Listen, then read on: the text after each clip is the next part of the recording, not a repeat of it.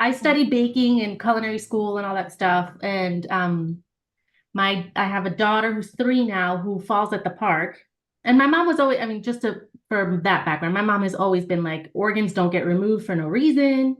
The Right. Secret Life of Plants, she read that book when it came out, Good. back in Cuba where she was born. She's always been like minimal intervention. We had to be, Kind of woman. My kind of yeah, woman. exactly. Yeah. So my daughter falls at the park and develops a lesion on her tooth. I take her straight away. I knew to take her to the holistic dentist, right? Good. But, you know, very nice. I was what I call politely drilled, filled, not drilled, but definitely she was like, don't let it turn into a cavity. And for me at that moment, I was like, what does all of this mean? Because I knew to eat well, my mom always tried her best. And so, but I went down the rabbit hole and I just learned that it's a lot more than don't let it turn into a cavity. That I mean, even dried fruits were Yeah. problematic. Yeah, I Our foods are like it was like nature's candy. You yes, still yes, shouldn't eat too much of it. Right. yeah. So I knew that, and then it's been about a year or so, and then my nephew, who's now 15, had what I know now as impaired mouth syndrome. Went to Right. a wonderful dentist here locally named Claire Stagg. Huh. And she made him an appliance similar to the Alf. She called it the knockoff Okay. Alf. And Right. he completely changed. Like he was grumpy, not sleeping well. Hmm. We thought, okay, it's just hormonal teenage situation. But when we addressed the palate, I mean, he's a man now for all intents and purposes. Like Wow. he's the only cousin. There's 8 or 9 grandkids. He's the only one that can handle being with the kids that you can trust responsibly. So and so's got to be put on the potty. Okay, he goes and does that. He's very Isn't that easy to. interesting? Mm-hmm. Yeah. Um, so there we are. I've Got been. interested. You I'm got sorry. interested and then decided to spread the word. I got interested, and then I it's not in a lot of the videos, but I've been going through some things with some friends personally that have either sensory processing disorder with their children or, an autism thing. And I'm like, you have to understand that my angle is there's a solution that you at least have to address. And then if there's more to it that needs to be fixed, we can do it. But if we don't, like I spoke to a myofunctional therapist who pointed out just curiously, the way she phrased it was you have to understand that the same 6 symptoms for ADHD are the same 6 symptoms for impaired mouth. And that, I mean, Hmm. you hear that clicks, and you're just like, we have an Hmm. epidemic of epic proportions that Right. we're not ever going to address if you don't sit there and tell an overwhelmed mom, hey, you have to think about this. Right. Why would they? Why would, Right. yeah, Very interesting. yes. Cool. Well, So, welcome to the Rooted Remedies podcast, Dr. Grube. Thank you so much for sharing your time and your space with oh, me. I typically like to start the podcast by asking a background, how you came to be who you are. okay. I'll try to make it short. Yeah, yeah. It's not easy. Well, let's back up a little bit more, but even before I became a dentist, because I grew up in Brooklyn, New York. Some people Mhm. say, no kidding. They could tell right away. I still have my Yeah. Brooklyn accent. I grew up in Brooklyn, New York, where there was a candy store at every corner.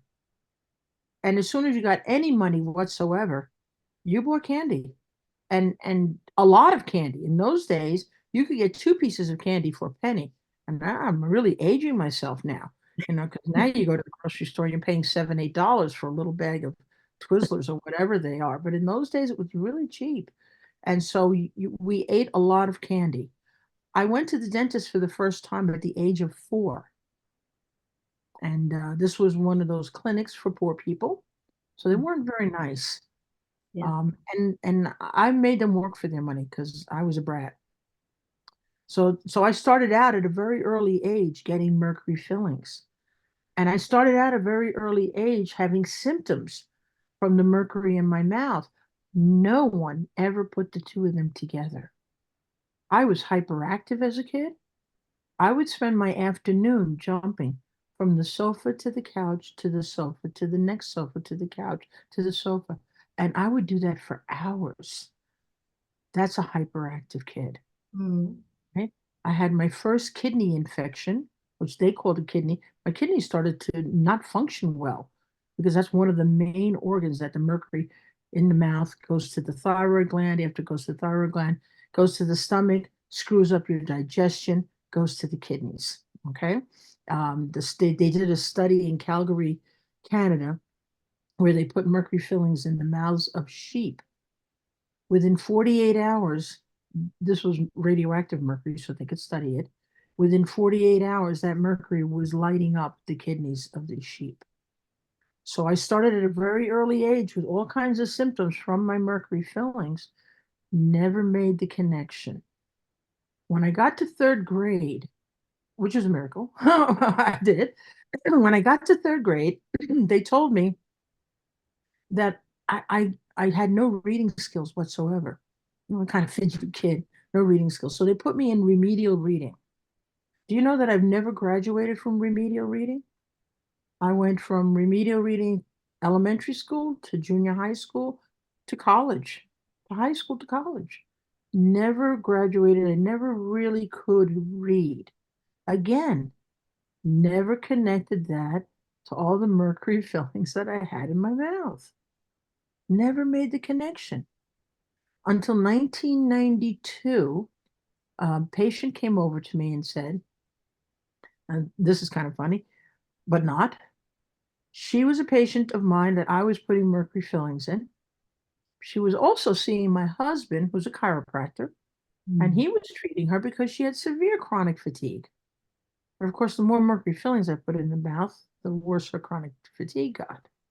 So that's it's kind of like a little, I think they call that a racket or a triangle, whatever you want to call it. Mm. But that's what was going on. Well, she researched it on her own, causes of chronic fatigue, and mercury happens to be one of them.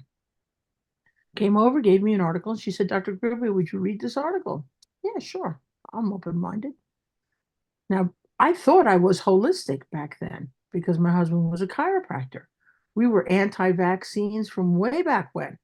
You know, we were even vegetarian for a couple of years until we found out that that didn't work. But, you know, we were always striving to have the perfect children, the perfect life, the perfect diet, the perfect everything. So we thought we were holistic, but I didn't know anything about the mercury issue in amalgam because I believed what I was taught in dental school. I believed the lie. And the lie was that once the mercury is mixed with the powder and put in somebody's mouth, it turns rock hard and it stays like that, and the mercury never leaves. That's what they told us in dental school. So here I am reading this article that says, no, the mercury comes out and causes all these physical problems. I was blown away. When I looked at the back of the article, there was a very long bibliography. I, I was like, wow, interesting. Biochemist, physiologist, microbiologist, psychologist, psychiatrist, neuromuscular, every specialty you could think of, except dentistry. There's not a single bibliography article written by a dentist. I thought, okay, maybe maybe this is bogus. So I took the article to the local library at the hospital. And I asked the librarian, I said, could you take a look at these articles and tell me if they're bogus or not? She gave me a funny look. The next day she calls me up and she says, Dr. Grube, I have your articles for you. What articles? I didn't ask for any articles. She goes, well, you asked me to find out if they were bogus or not, and these were really interesting. So I printed them out for you. Wasn't that nice? She gives me a stack like this. And it changed my life. I was just blown away. I called up Huggins Diagnostic Center in Colorado Springs and said, hey, I want to learn about mercury. Good. You coming out on Continental or United? Excuse me? Well, you have to come out here if you really want to learn about mercury. I said, no, no, no. I'd never been anywhere without my family. I said, no, no, no, no, I'm not doing that. Why don't you just send me a book? Okay, we'll send you a book, but you have to come out. You're coming out on Continental or United. They were that pushy. I said, whoa, holy mackerel. Okay, I'll come out on United. So my husband and I agreed that it was okay for me to go out there. And this was September of 1993. I walked into the classroom. Now I have taken thousands of credits in continuing education. I'd never walked into a classroom where they slapped a tourniquet on your arm and drew 6 vials of blood. And I thought, oh Lord, I have joined a cult. What am I going to do? How am I going to get out of this? I let them take the blood. I sat down. Dr. Huggins came in the room and spent 3 full days talking about mercury, about how mercury does come off the fillings, how it affects every organ in the body. It even affects the way you think. And like we were discussing before the podcast, we were discussing children's personalities. The child's personality very often is determined by the health of their mouth, by the position of the teeth, by their ability to chew, by the number of fillings they have in their mouth, if they have mercury fillings. And there are some poor kids that have these little silver, they look like silver, but they're not, little silver crowns that are actually nickel crowns. And then these kids get leukemia and they wonder where it's coming from. Yeah. Mm. Okay. So these children that have a lot of dentistry in their mouth are not really who they are, if I can say it that way. Yes. What they're thinking is not who they really are. How they're behaving is not who they really are until you clean up the mouth and get them back to normal. Okay? And if I have time, I'll talk to you about normal later because normal is not necessarily what the dental profession thinks should be normal. Right. Okay? So anyway, so he spent 3 days talking about mercury, and on the fourth day, he said, "Okay, people," he said, "your blood has come back from Colorado Springs General Hospital, and I'm going to go over the blood chemistries and show you all, because you're all dentists, I'm going to show you all how sick you all are." Wow, interesting. So my blood went up first on the screen, and he said, "Ooh, we have a sick puppy here. Whose blood is this?" Mine. He said, "So Blanche, how long have you had cancer?" I said, "Excuse me? Where do you see that?" He said, "Well, they circled it in red several times. They did with a red magic marker. They wanted you to see it." I said, "Well, it says 1% meta." He said, "You don't know too much about leukemia, do you?" "Nope, I do not." I said, "But 1% is a low number. That's good." "Well, 1% you're sick, 2% you're in the hospital, and 3% you're dead." And then the next question he asked me really blew me away. He said, "So Blanche, how many root canals do you have in your mouth?" "What? I just met this man. How does he know I have root canals? I just met him. How does he know that?" I said, "Well, what? Why do you ask?" He said, "Well, because I've never had a patient that had cancer that did not have a root canal or a cavitation." Mm. Very important statement I just made. Because in my 30 plus years as a biological dentist, I did 10 years as a conventional dentist. My 30 plus years as a biological dentist, I never had a patient that didn't have a root canal or a cavitation. Now, does that mean that everybody walking on the street with a root canal or a cavitation has cancer? No, not yet. Okay.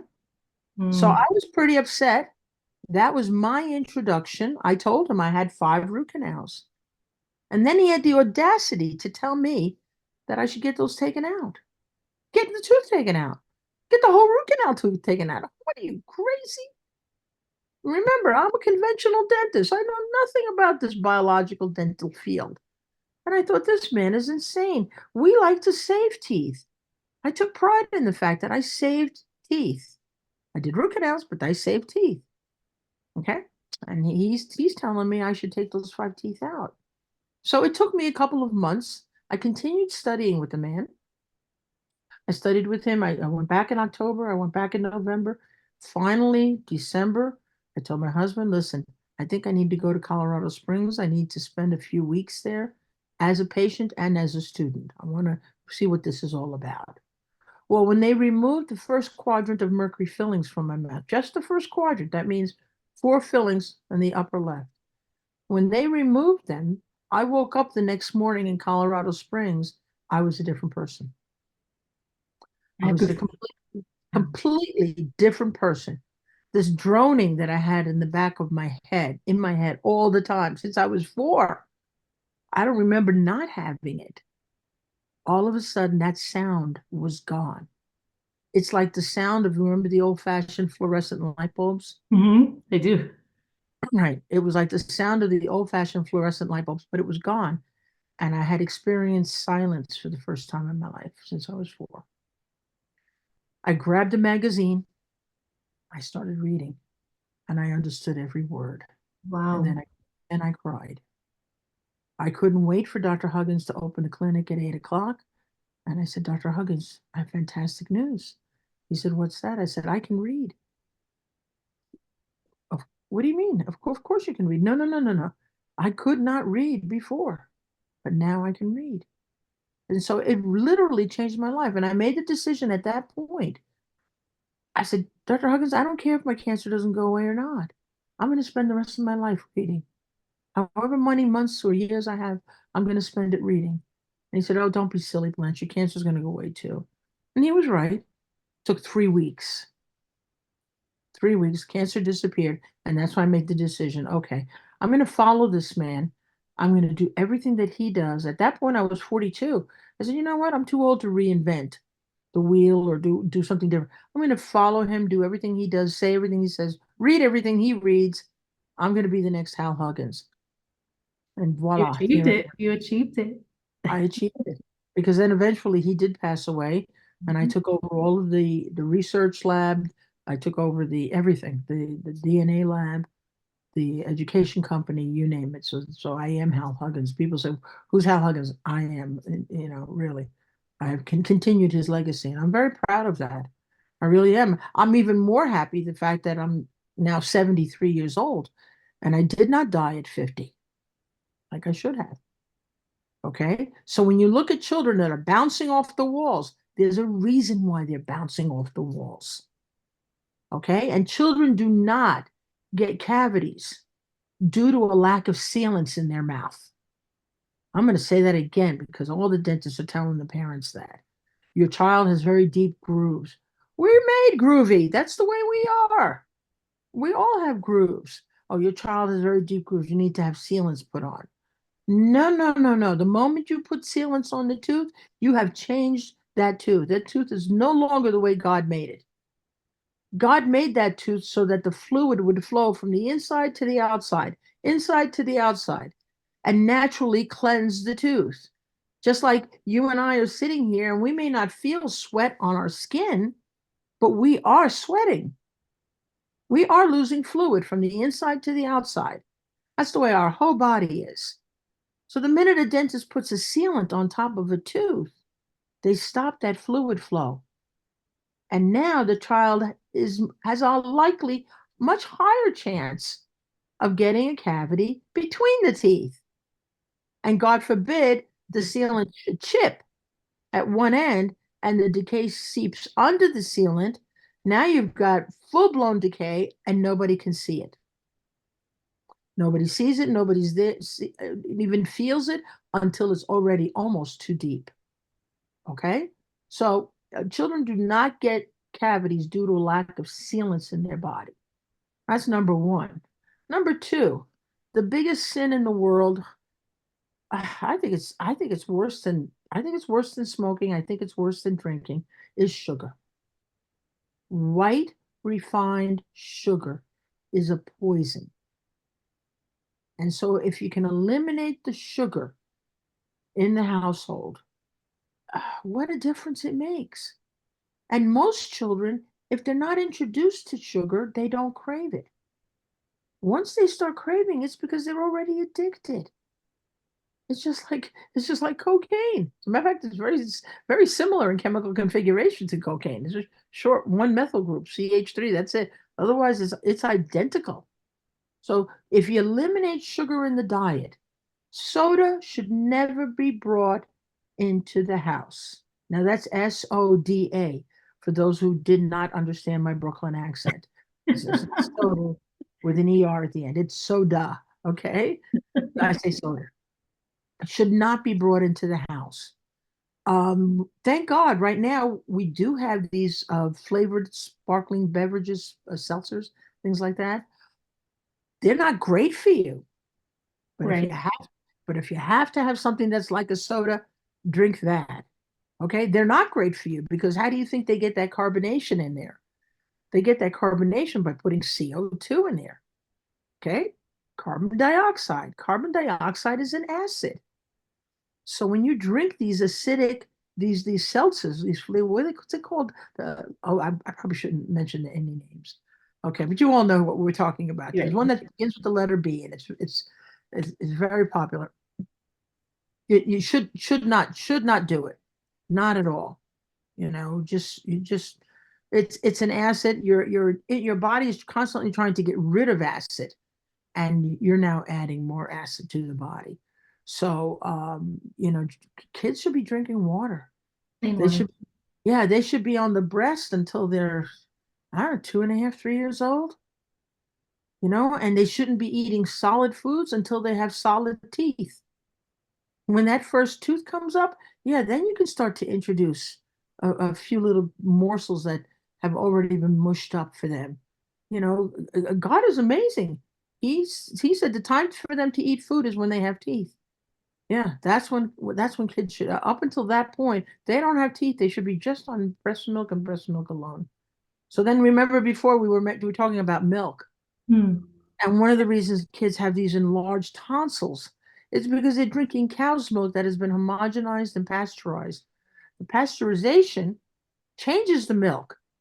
It no longer has an absorbable calcium. That calcium has been heated up and it's no longer absorbed by the body. Is it loaded with calcium? Yes, but it's the wrong calcium. It's kind of like I tell people, this is my right hand. I can do all kinds of great things with my right hand because I am right-handed. My left hand looks exactly like my right hand, but it cannot do what my right hand does. That's the difference between ionized calcium, the good calcium that comes from raw milk. My left hand represents deionized calcium, the calcium that's been pasteurized and is in a regular container of milk. Okay, now I know it's difficult for some people to get raw milk. You kind of have to be near, first, you have to live in a state that allows it. Mhm. If your state doesn't allow it, then you got to drive 2, 3 hours across the border. Isn't that something, right? This is the world we live in. You Mhm. have to, it's treated, raw milk is treated like contraband. Okay. You have to cross the border, go someplace else to get your raw milk. I'm fortunate. I'm in Pennsylvania. We have Amish and farms all around us, so we're really lucky. So there's a huge difference between raw milk and pasteurized homogenized. Now, the pasteurization, like I said, kills the microorganisms, but it changes the calcium from useful calcium to unuseful calcium. And then the homogenization takes all of the fat globules that the cow put into the milk, makes them all the exact same size. And so a lot of these fat globules are not necessarily to be absorbed by the body.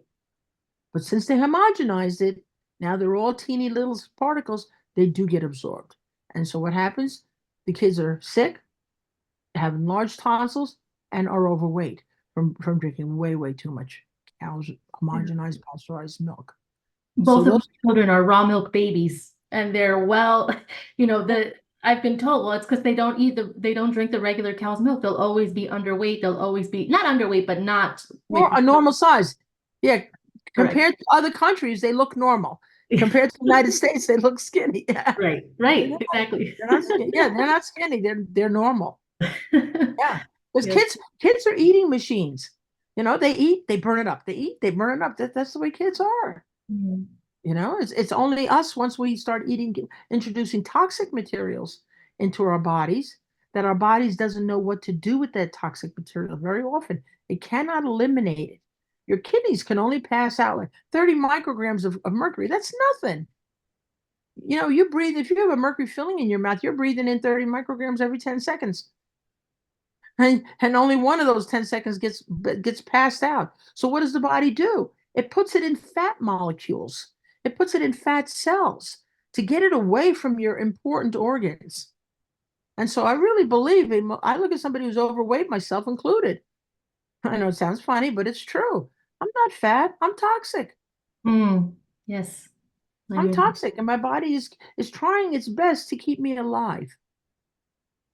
And I can prove it to you by dieting. I can prove it to you by dieting. By the third week, I'm sick as a dog Hmm. because I've lost all this fat that my body has to not only burn up the fat, but then has to survive, but then has to get rid of the toxins. Wow, it's a big challenge. Ask, yeah. Yeah, so I want to make sure that I cover the most important things that I think are for children is number one, no sugar in the house, right? Number two, they eat a wholesome diet, which is breast milk and then raw milk later on, and then solid foods once they have teeth. And the moment that first tooth comes out, mommy's in there brushing it. And nothing infuriates me more than a mother or father who says to me, I don't know why they have cavities. I yell at them all the time to brush their teeth. Yeah. Child's 3.5, 4 years old. I yell at them all the time to go brush their teeth. They wouldn't make the child braid their own hair, right? Yeah, go Exactly. wash, Exactly. braid your hair and put it up in nice curls. When a child can brush their own hair and braid it, oh, then that's when they can brush their own teeth. Until then, I'm sorry, it's the parent's responsibility.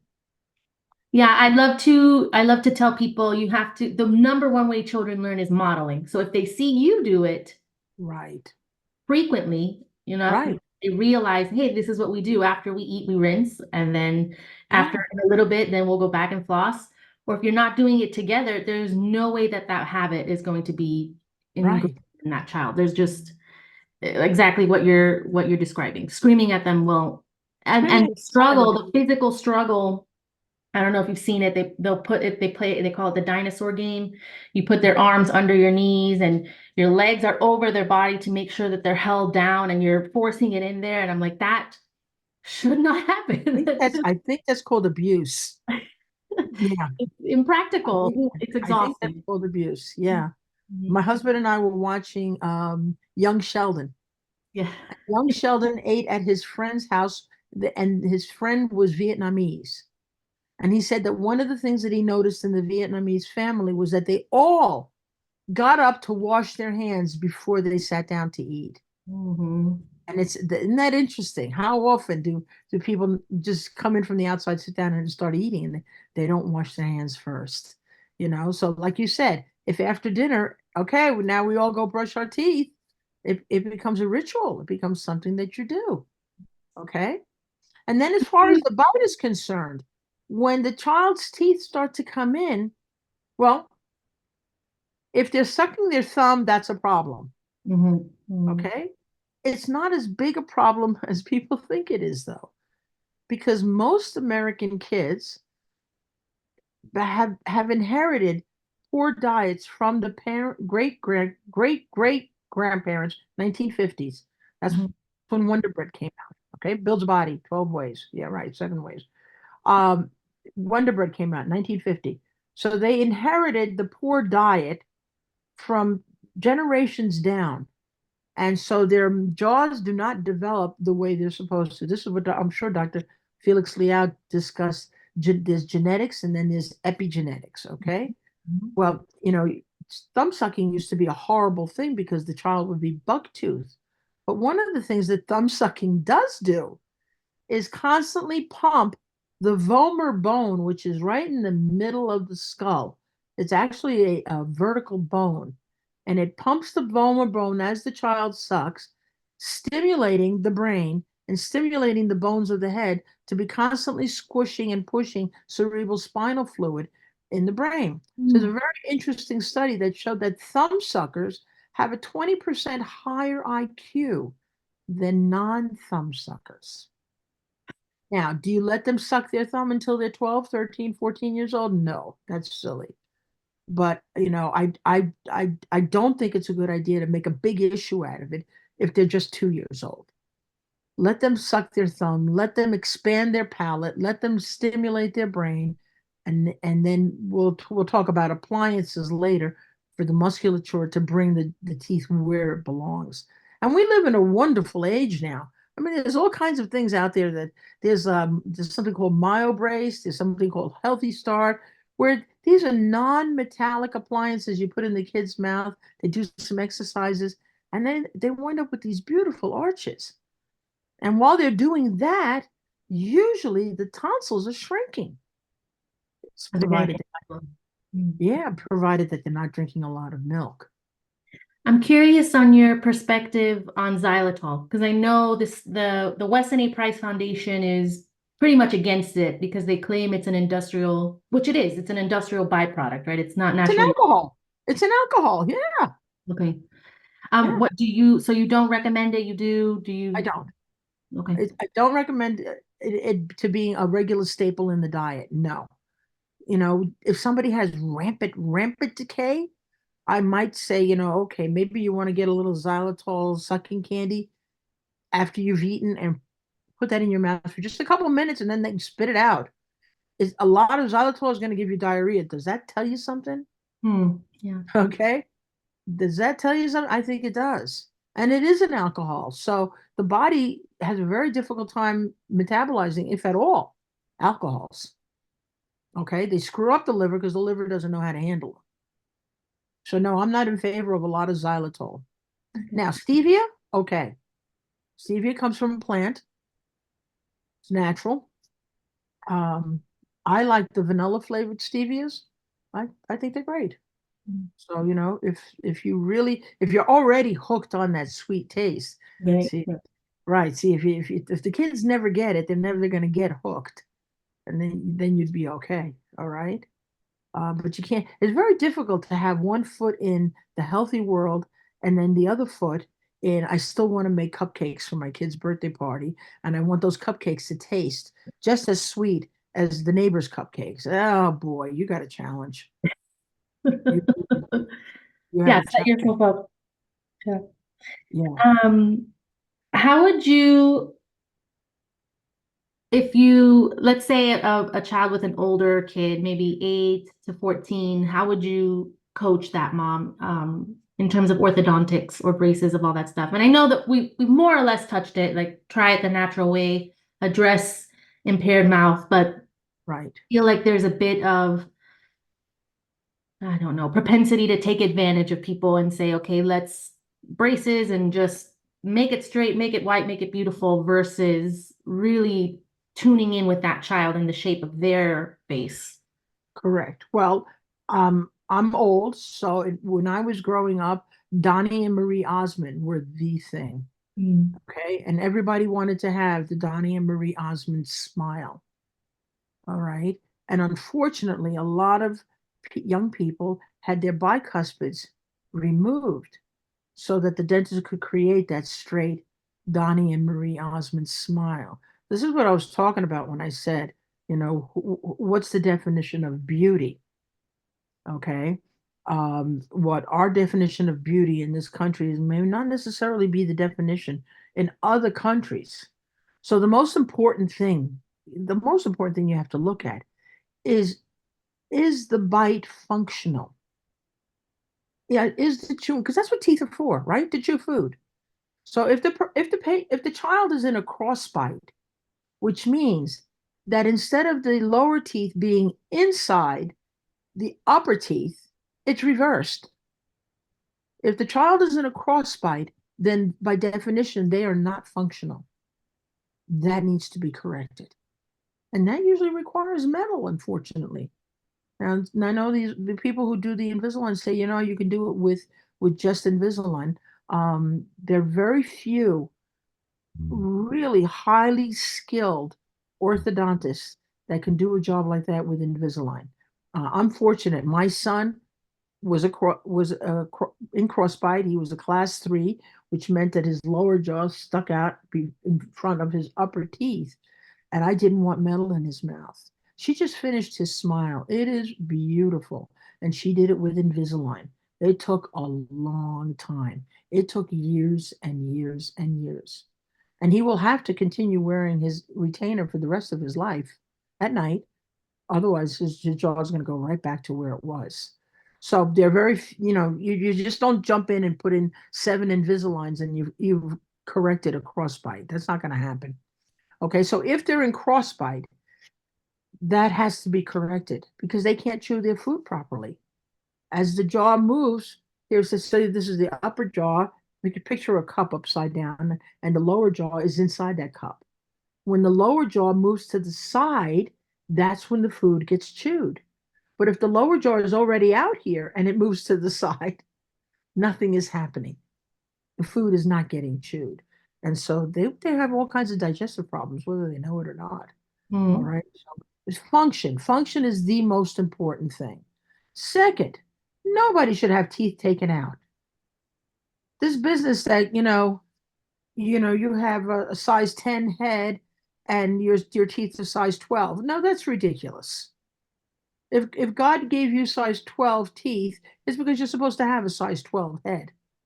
And perhaps maybe that's where the problem is. Mm. It's the nutrition. You've got to, like, again, you have to do functional orthodontics, get the teeth moved out, hopefully with as little metal as possible, and get them so that their teeth are in the right position. Now, if the child has the teeth in the right position, excuse me, if the teeth are already in the right position, but they're a little crooked, I mean, I asked the parents, is your child going to be a movie star?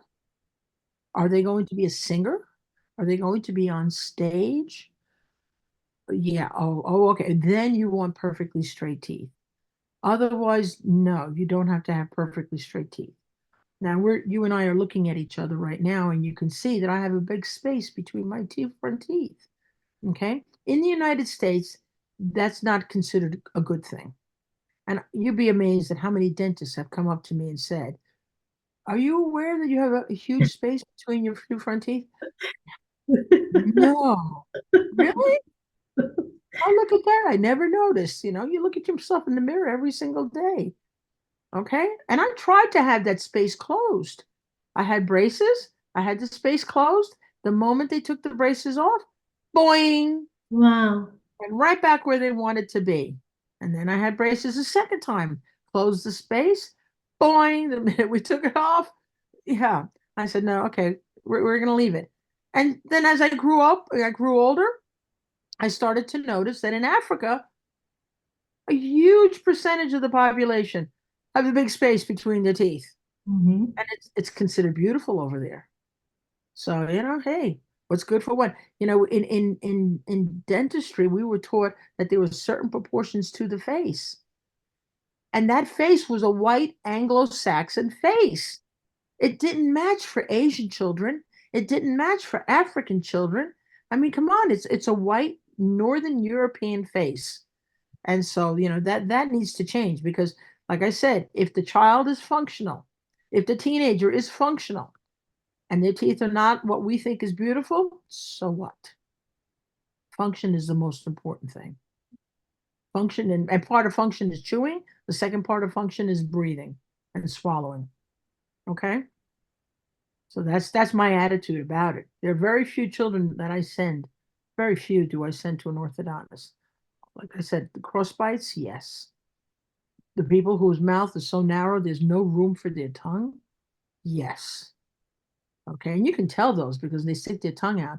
There's scalloping. You can actually see the impression of their teeth on the tongue. Mm. Okay, yeah, the scalloping. So these are the people that really do need orthodontic care, and they need good orthodontic care. Okay, so we've covered children, babies have to have their teeth brushed. Mhm. Children should not be consuming sugar. Children should not be consuming a lot of pasteurized, homogenized milk. No, there should always be a supply of fresh fruit and vegetables, carrots and celery and things like that on the table. And you mentioned something about dried fruits, raisins, plums, all those things, they're almost like candy. They're like nature's candy. They're very sticky. They can also give all kinds of problems. Since I just said sticky, I'm thinking also chewing gum. Gum, I don't know who started it. It's a nasty, nasty trick that people play on their body. When you chew gum, you're creating suction on the teeth. And that suction is strong enough to pull off any crown, any filling, anything like that. Okay. So that's problem number one. Or maybe it's problem number two. Problem number one is that you put something in your mouth and you start to chew, you're telling your stomach that there's a meal coming. So the stomach starts to produce digestive enzymes, but there's no meal coming. And so those digestive enzymes kind of sit there, maybe burn a little bit of a hole in the stomach, and then dissipate. And then a half an hour later, you do sit down to eat a meal, and the stomach cannot possibly produce enough digestive enzymes for that meal because it wasted it on a piece of chewing gum. And then you think about the things that they use to make gum, that's enough to make anybody nauseous. Hmm. Hmm. I mean, do you know that the outside of a lot of our candies, M&Ms, Skittles, things like that, the outside is made from the shells of cockroaches and beetles and crunchy insects. No, thank you. Yeah. Yeah. My poor I'm, children don't have candy, so well, they're not poor, but it's yeah, not. Yeah. my little girl who's 43 now, my little girl didn't have candy until she was 3 years old, and it happened at the bank. The bank gave her a lollipop. She had never had candy until that point, and I was like, no, Yeah, no. people mean well, but it's yeah, you get offered all kinds of things, the little juice boxes or all the stuff, and I'm just like, no, that's okay, no thanks, no, no Yeah, water and apple juice, no, no, none of that. Yeah. yeah. Sometimes I tell people, sometimes you have to tell them a little white lie. Say, my child has a tendency towards diabetes. Leave them alone. Well, and that's kind of true. All children have a tendency to diabetes if they eat enough candy. That's for sure. Hmm. Yeah. So that's the next thing. And I already talked about sealants. Um, Hmm. I think I mentioned mercury fillings are out of the question. Stainless steel crowns are out of the question. Pulpotomies is a fancy word for partial root canal. Out of the question. Absolutely out of the question. You're better off taking the tooth out than doing a root canal on a kid. Oh my gosh. The whole idea of a root canal is to keep the tooth forever. And usually they're done if they're done on a child, that tooth's going to fall out in 2, 3 years Exactly. anyway. Hmm. Hmm. Yeah. I mean, even when it came to decay, I always played beat the clock. I looked if a child had a cavity and it was a normal size cavity that any dentist would fill, but I could see the crown of the bicuspid right underneath, and there's no roots on this tooth. Why in heaven's name would I fill that tooth and put the child through all that trauma of having to give them Novocaine and having to go through the drilling and everything else? No, it's ridiculous. So yeah, when it comes to children's teeth, you really do have to play beat the clock. You have to be very much aware of what's their age, at what age does that tooth fall out, and then ask mom and dad, at what age did you lose your teeth? When did you were you a late erupter? Because if you're a late erupter, there's a chance your child's going to be a late erupter. And so, yeah, they have to be even more careful. And parents have to floss their children's teeth. Kids are not capable. It's a challenge for most kids to tie their own shoes. I think if they can make a really nice bow, then maybe they can floss their own teeth. And the wonderful thing about children is that their front teeth have natural spaces in between them. Hmm. You Hmm. really only have to floss in 4 spots. Come on. Tell me you're as a parent, you have too much time, you're too busy, you don't have time to floss 4 spots. Yeah, you Well, do. I think, and I'm sure every generation of parents says it. They're exhausted, they're tired, and that's a huge reason why I got involved in this because you have a 1 year old and you are tired, but you need to. I've heard this metaphor before, and I think it applies to this. You teach them to sit at the table and eat correctly, use a fork and a knife, and drink from the glass. And yeah, Yeah. you're gonna lose some glasses in the process of them learning how to do that. but it's a time investment in that child. And so Right. yeah, the parent does feel overwhelmed, whether it's real or not in terms of their actual load. But um, this is something, as I said in the beginning when we first started talking, it's the ace up the sleeve. It's the, well, if their oral health is kind of on the right track, Right. then I can mitigate some potential big problems down the road. And Absolutely. and I'm sure, you know, with your daughter who's 43, I'm sure you have grandkids, you already see the difference in Right. in your grandchild versus, you know, this I call the standard American grandchild. They're just Right. not well, the glazed eyes, the bags under their eyes. Right. The darkness around the eyes because they've got allergies up the kazoo. Holy mackerel.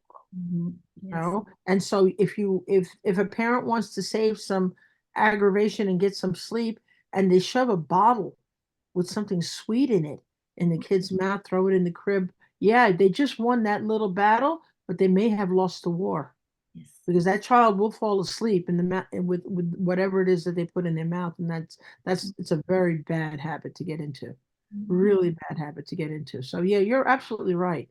A little more effort on a day-to-day basis, just make it habits.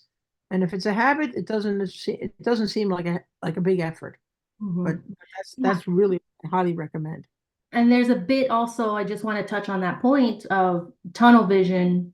And I'm not, I mean, we can go into it. I'm sure there's a million reasons, but I just feel that the point of having a child is to do your best and to create the best possible human in terms of potential and all the things that they can achieve. And so eyes on the prize. And so that's kind of Right, that's how I try to talk to if anybody listens to me at the park. I'm right. like eyes at the prize, you know, like let's focus on this. This is why you need to do this now versus, you Well, know. the ultimate thing you're doing is not being in the work field because that really is the best situation. And Mhm. for most people, they feel, no, we need two salaries to have this beautiful home in the suburbs. Well, two salaries to have a beautiful home in the suburb, who's paying the price? The children are. Yes. Absolutely.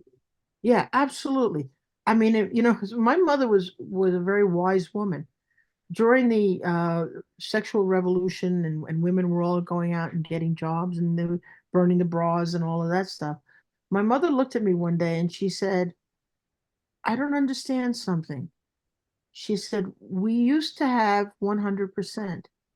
Our husbands went out and worked. We took care of the family. They came and they gave us their paycheck and we controlled the paycheck and how it took care of the family and the house and everything. She said, we used to have 100% and we're fighting now for 50-50. She said, that doesn't make sense. And she was right. She was absolutely right. If you're working too, then why do we, as women now, we work two jobs?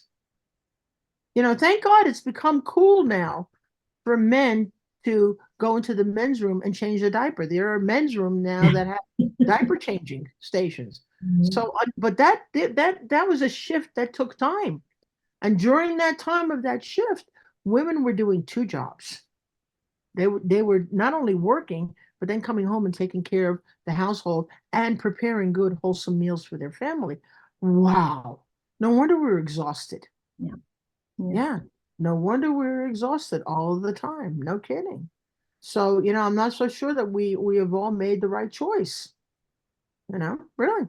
Mhm. Well, I'm not so sure that we've all made the right choice. But I think, you know, the children that I see that come from families where the mother stayed home, boy, it's like day and night. Mm. I can count on one hand the parents of children who they worked. See, I was fortunate because as a dentist, I could have my practice in my home. And that's what we did in the beginning. We had a huge Victorian house. The practice was in the front, the house was in the back. You just go through one door. So my kids were in the house, in the office. It didn't make any difference to them. Right. They're at home. Yeah. Yeah, they're home. Yeah, mom's doing something, but she's home. If I need her, I can just go over there and get her, you know? And then, of course, I had babysitters who were there at the same time. So it was a zoo. It was an absolute zoo. But that's how I got through it because I didn't want to be away from my kids all the time. You know, 8, 10 hours a day. Yeah, I didn't want to do that. No. Yeah. But so I feel sorry for women who have to do that. They really, they almost have to put on a strong attitude when they get out of work and say, no, I worked all day. Somebody else is going to do the laundry, not me. Because because then the husband will see the real cost of them working. Yeah. You have to pay for somebody to do the whole laundry. You have to pay for somebody to clean the house. You have to pay for somebody to come in the house and cook dinner because you worked. Yeah. Add that all up, and you'll say, no, no, no, no. I think I'll stay home. That's a Thank you very losing deal. Yeah, right. Add all of that up, right? So, I'm curious now what excites you in this industry. Like I said in the beginning, I don't think we recorded it, but there's a gap obviously between conventional dentistry and genuine biological dentistry. What excites you? How far off do you think we are? I'm trying to convince my 18-year-old niece to go to dentistry school. I'm like, come on. well, I'm not. See, what has to change is the moral character of this country, Hmm. because, and that sounds funny, but it's true. The moral character right now, I would not recommend somebody to go into health or dentistry until I see things changing. It's not going to change in 4 years, that's for sure. Okay. And I'll tell you what I'm thinking and why I'm saying that. Well, number one, they lied to us for so many years. They lied about mercury. They lied about root canals, and right now they're lying about implants. Everybody's doing implants. Hmm. Implants is not the solution. It is not. Okay. But if you recall, I don't know how old you are, but and whether you remember this or not, but do you remember there was a time when on Time, the cover of Time magazine had a picture of a sheep? Her name was Dolly. Yes, yes. You remember that, okay? Mhm. Dolly was the first cloned sheep. Do you think she was the first one they ever cloned? No. Mm-mm. They No. must have cloned thousands of them before they came up with the perfect one. And then she wound up on the cover of Time magazine. We now know today that we are able to grow teeth. You have to collect the stem cells from the person. So I would collect your own stem cells, culture them, and when I have enough of them, I can inject those stem cells into your bone marrow.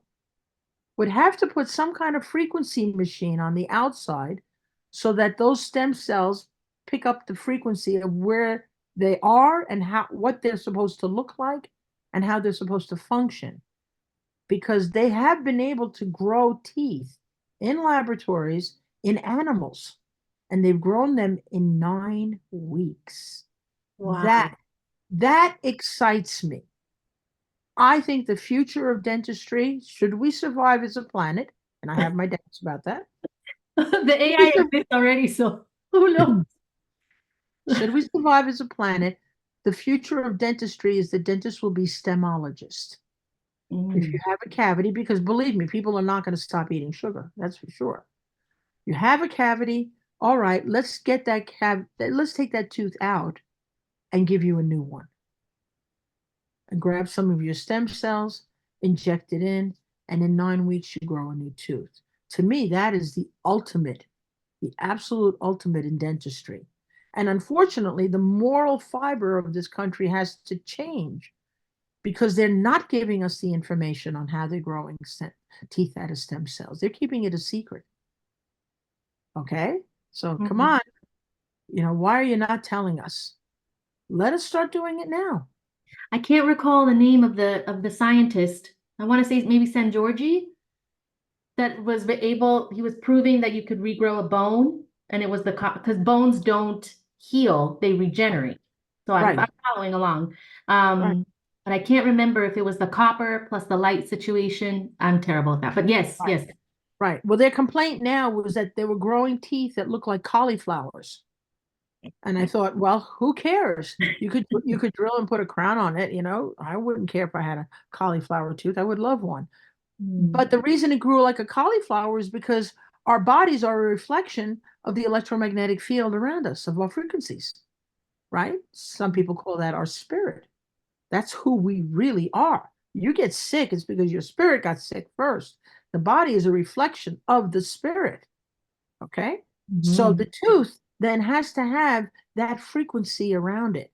And I think that's where they're running into trouble until they get out of conventional dentistry and kind of get into our world of biological woo-woo spiritual stuff and understand that they need the frequencies, then they will be able to grow perfectly normal teeth. I'm not Mm, quite sure how they're going to connect the nerves and the blood vessels to it, but I think that's exciting. I think it's that's very super exciting. exciting. But the way dentistry is today, if you're in a poor neighborhood, you're in trouble because the dentist is probably going to put a mercury filling in your mouth. If Mhm. you're in a middle class neighborhood, you're in trouble because if you have a big cavity, the dentist is going to be quick to recommend either a root canal or an implant. So dental offices are very dangerous places to be. And when you go for your 6 month cleaning, they're going to put fluoride in your mouth. I'm glad I thought of that now. I did not mention it.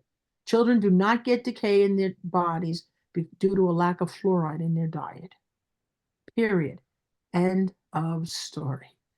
Fluoride is rat poison. Not a good thing to put on a child's tooth. So when you go to the dentist and they say, I'm going to polish your child's tooth, you say, thank you. Does that Profit paste have fluoride in it? And when they say yes, you say, no, thank you. Oh, I've been lied to. I've said I don't want it. They did it anyways, and I could tell afterwards. I'm Yeah. like, oh, I was lied to. Yeah. Mhm. Dental offices are very dangerous places to be. Mm. So, no fluoride, no fluoride. I'm So curious, can a low income mom, who's obviously within the system of a Medicaid type situation, is there, and not because, I guess what I'm getting at, can she look at blood work, do the standard issue blood work? I mean, I guess at that point, something has to be wrong, right, for them. I'm wondering if there's markers, because I know with the protocol, you guys do blood work and then you check all of the right. levels. I'm wondering if there's something that she could look at So you could and do a simple hair analysis. You don't even need to prick the child's okay. skin. Do a simple hair analysis, doctor's aided hair analysis. They show you all the toxic materials that are in the hair, but then on the bottom half of it, they show you the balance of minerals. They tell you whether because you get decay due to a lack of minerals. When you put sugar in the body, it depletes the body of minerals. It's not the sugar directly that causes the cavity. First, it depletes the body of minerals. And as soon as that phosphorus level drops, all the other minerals are dropping. And so then you can look at that and say, okay, that's a $50, $60 test. You can say, okay, the child's not getting enough minerals. And where do you get minerals? Raw fruits and vegetables. Well, if you can't eat a good amount of raw fruits and vegetables, then take minerals. But the minerals have to come from raw fruits and vegetables. You can't go to GNC or what is it, the Walgreen or any of the Rite Aids, any drugstore, and buy just any mineral off the shelf because all those minerals are rocks that have been ground up. They're not ionized. When we were talking about ionized calcium, they're not ionized. So you need to have a mineral that comes from raw fruits and vegetables. Now, there's one company that called Standard Process. They guide their food from seed to plant to processing. Nothing goes above 105 degrees. I used to give my kids Biodent. That's what their product is called. I used to give them like candy. I mean, and my kids would just take a bunch of them, and chew them, and swallow them. And anybody who gets decayed, give them some biodents. Give them organically bound minerals. They need more minerals in their body. And of course, get rid of the sugar because that's what's depleting the body of minerals. Okay? So yeah, so that's like, like again, dental office is a dangerous place. Think twice before you jump in and do whatever it is they tell you to do. And they love to scare the patients. They love to scare the parents. They love to do that. And yourself. they look at you like you're crazy. It's like when I went to the physician's office and said, oh, my child's not going to be vaccinated. They look at you like you're a criminal. What do you mean? Why would you not want to do that? Why would you not want to put fluoride on your child's tooth? Say, oh, it is rat poison. Yeah. I don't want rat poison on my child's tooth. I The only say, other thing we didn't talk about was X-rays. yeah, go, please Okay, do. let's talk about X-rays because everybody knows that radiation is a wonderful thing. We get radiation from the sun. We get radiation when we take an X-ray, and it shows us how deep the cavity is, and it shows us what's going on underneath the jawbone, which you cannot see any other way. But when it comes to cavities, most of the time the dentist should be able to see a cavity with a light. We shine a bright light, and there's some dental schools that actually teach this technique. Shine a bright light, and you can see where there's decay between the teeth. Now, if the parent wants to know, well, just how deep is decay, then you have to have an X-ray. But you don't need to have a ton of X-rays. Something called like a bite wing. They Yeah, call it yeah. a bite wing because it looks like a wing, and they bite on it. That's why it's called a bite wing. They bite on it, and it can show an awful lot. It shows in between the teeth on the upper teeth and the lower teeth. And it's not a lot of radiation. With our machines today, I mean, gosh, when I was a dental assistant, I'm really aging myself here now. 1969. When I was first a dental assistant in 1969, radiation was like 20, 25 rads of radiation every time you were buzzed. And mind you, we didn't protect ourselves in those days either. And then they came out with high speed x rays, and that lowered it by like 1/10. Then they came out with digital x rays, that lowered it by a tenth of a tenth. And so now we're a full set of x rays with 5 rads. That was 18 pictures, 5 rads. You're not even getting 5/100ths of a rad when you take a digital x ray now. It's almost not worth talking about. So parents shouldn't get too upset if the child does need to have 1 or 2 x-rays. It's not a big deal. Should you have x-rays every 6 months just for the hell of it? No, absolutely not. You don't add extra radiation if you don't need to. But if you need to have radiation, 1 or 2 dental x-rays is not going to hurt the person. The harder the structure in the body, the less radiation you need. Hmm. Okay, and teeth are pretty much the hardest structure in the body. That's why as dentists we get away with so little radiation. Okay, and it's not like a mammogram. The breasts are the softest part of the body. Tremendous amount of, there's 750 rads of radiation Wow. per view, and they do 2 views. They do an anterior view and a side view. So that's 1,500 rads, 1,500 rads for one mammogram. Now let's do the other side. So now we're up to 3,000 rads if a woman goes in and has a mammogram of both breasts, both Which they sides. want to do every year. Yeah. Yeah, 3,000 rads of radiation. No wonder women who have regular mammograms have a much higher rate of breast cancer. You cannot compare that to 5/100ths of a rad from a single x-ray. No comparison. You have to understand, you have to be intelligent about it, you Yes. know, really. You have to be intelligent about it. Germs cause disease. Does that mean we want to get rid of all germs? No. Right? You Yeah, know, no, no. I mean, I've always, again, I try to minimize the fear, minimize the stress, and they were there. They're there. I was in my grandmother. They were there when I was there, and we live with them. We coexist with them, and so it's about keeping the good guys in keep it balance. balanced. Right. Keep it balanced. So a teeny little bit of radiation, not a big deal. And sometimes you do need to take an x-ray just Yeah. to see Yeah. what's going on. Okay? Mhm. Now, do you do it every 6 months? No, absolutely not. Okay?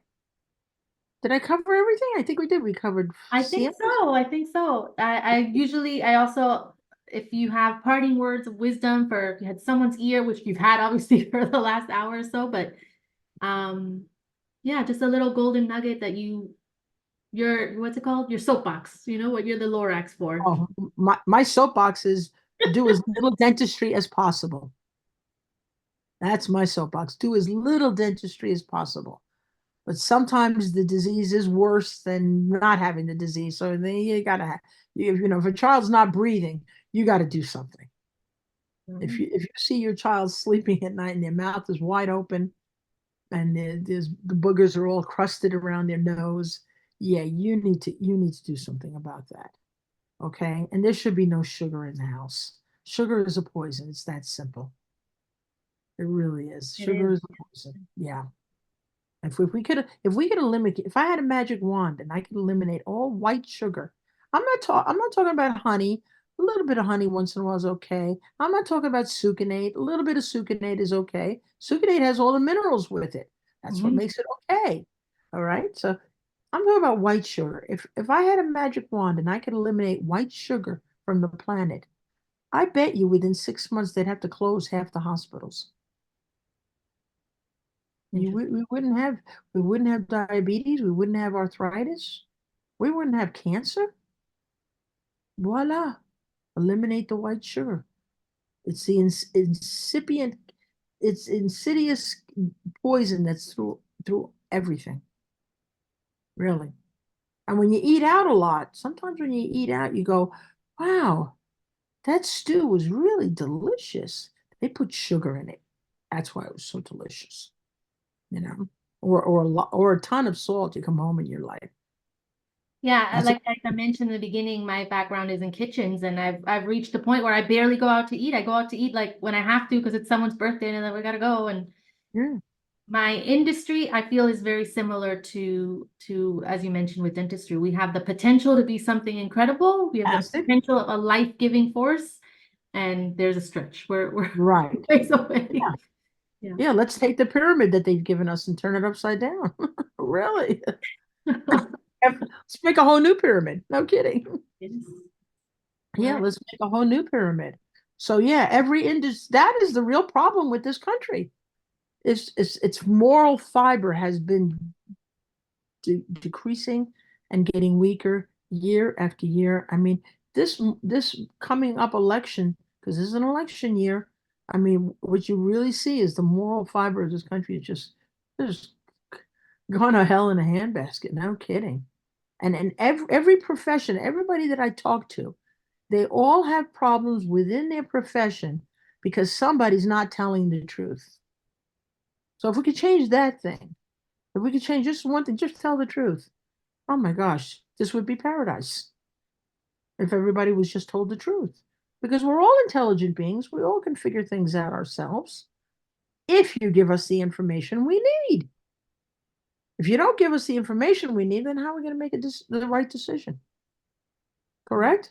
Correct, Yeah, absolutely. And I think that's the nature of what we're up against is an information war. And right, right. Mhm. Yeah. Like one of the major big lie was I was told, everybody's okay with everything. And one of the companies that I own is called Biocomp Laboratories. Well, I first got this idea from Hal Huggins. He said, if you have an allergy to dairy, would you go into a French restaurant and tell the waiter to bring over whatever they feel like bringing over? Absolutely not. Yet we go into the dental office and say, I'll put in whatever filling you think is best. What if you're allergic to that filling material? What if your immune system doesn't like it? And I thought, oh, that's just a stroke of genius.